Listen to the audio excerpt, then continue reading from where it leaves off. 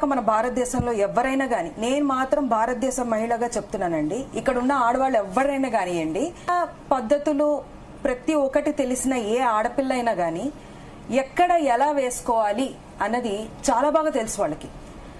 ఎలా అంటే ఒక గుడికి వెళితే ఎలా వేసుకుని వెళ్ళాలి, ఒక ఫ్రెండ్స్తో పాటు బయటికి వెళ్తే ఎలా వేసుకెళ్ళాలి, బస్సులో వెళితే ఎలా వేసుకెళ్ళాలి, రోడ్డు మీద ఉంటే ఎలా వేసుకెళ్ళాలి, ఇలా ప్రతి ఒక్క ప్లేస్కి తగ్గట్టుగా ఒక ఆడమనిషి వేసుకుని వెళ్ళడం అనేది మన ఇండియాలో మాత్రమే నేను చూశాను.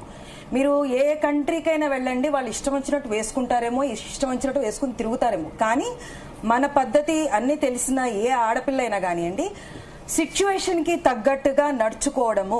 అసలు లక్ష్మి గారు, ఈ వివాదంలో అన్వేష్ వచ్చిందే అసలు ఆడవాళ్ళు ఏది వేసుకోవాలో మీరెవరు చెప్పడానికంటూ అతను వచ్చాడు. ఈ వివాదంలో అతను ఎంటర్ అయింది ఈ కాజ్ తో, మీరెవరు చెప్పడానికని. కానీ ఇప్పుడు వచ్చి అతనే సలహాలు ఇస్తున్నాడు.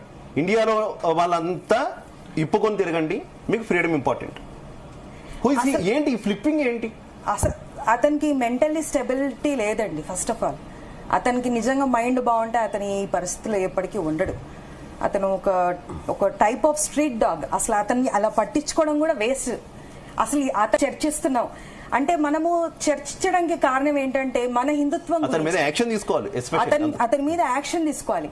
అతన్ని ఎవరైతే సపోర్ట్ చేసి అతన్ని ఫాలో అయ్యి సబ్స్క్రైబ్ చేసి అతన్ని పోషిస్తున్నారో అందుకు మనం దీని గురించి ఫైట్ చేస్తున్నాం. మీరు పిచ్చి కుక్క అన్నారు కాబట్టి కుక్కలైనా మనం వదిలేయం కదండి. అరుస్తుందని తెలిసినప్పుడు దాని మీద ఏదో ఒక యాక్షన్ తీసుకుంటాంగా.